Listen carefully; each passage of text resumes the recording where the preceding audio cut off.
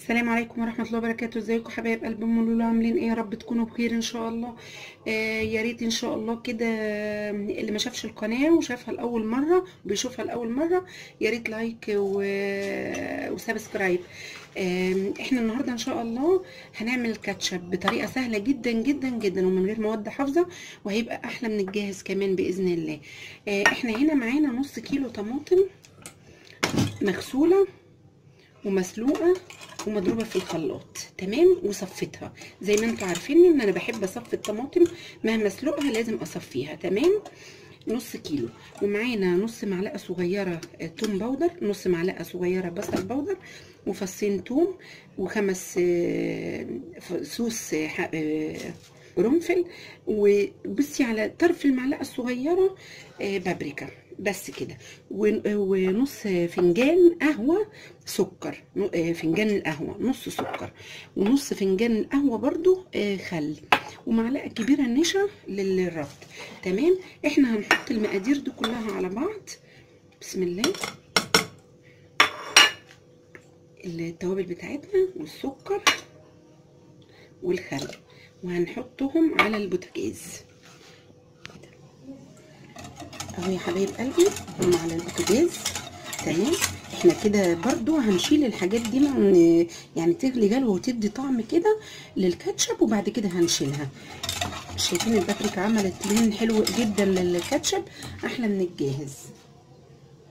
وطبعا احنا معانا نشا، النشا مش هنستخدمها دلوقتي الا لما الكاتشب بتاعنا يغلي.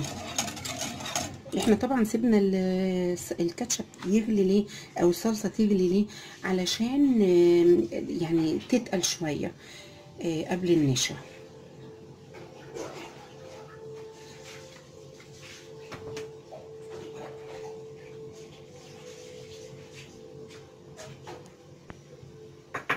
هي مش هتاخد وقت على النار،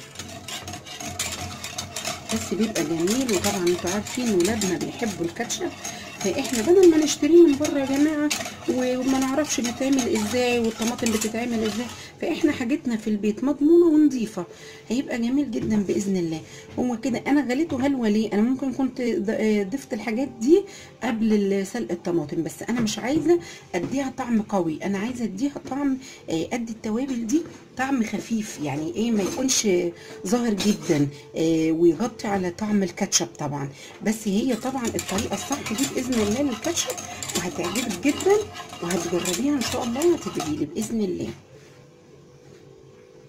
ومعلقه النشا الكبيره هندوبها في شويه ميه وهرجع لكم.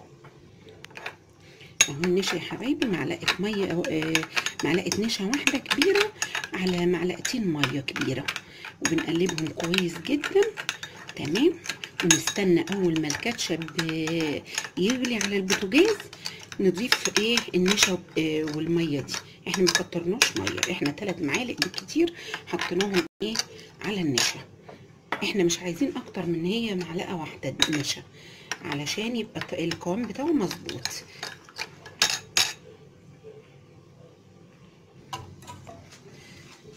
اهو يا حبايب قلبي النشا، طبعا الطماطم على البوتاجاز، تمام. احنا ممكن نشيل الحاجات دي اللي جواها، التوابل دي اللي حطيناها، وممكن ما نشيلهاش الوقت، يعني عادي، ممكن بعد النشا او قبل النشا براحتك، تمام.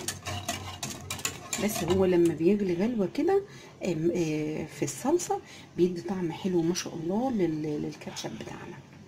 وانت ممكن خلي بالك تعمليه وتشيليه في برطمانات، يعني يبرد خالص وتشيليه في برطمانات معقمه ونظيفه، هتبقى في منتهى الجمال. وخلي بالكم برضو الخل احنا عاملينه هنا في القناه، ما اشتريناش حاجه من بره، زي ما انتوا عارفين ام لولو ما بتشتريش حاجه من بره، احنا بس عايزينه يغلي غلوه بسيطه ونضيف النشا. اهو يا حبايب قلبي معانا النشا اللي احنا قلنا عليها متدوبه، معلقه كبيره نشا، تمام، 3 معالق ميه بالظبط، ونضيف كده، نقول بسم الله ونقلب.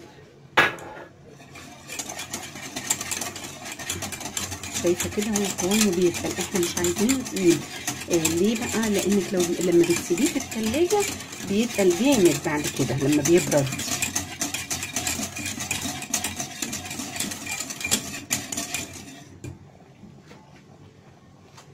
بس كده هنطفي عليه، هو كده غلى، وهنصفيه طبعا ونرجع لحضراتكم.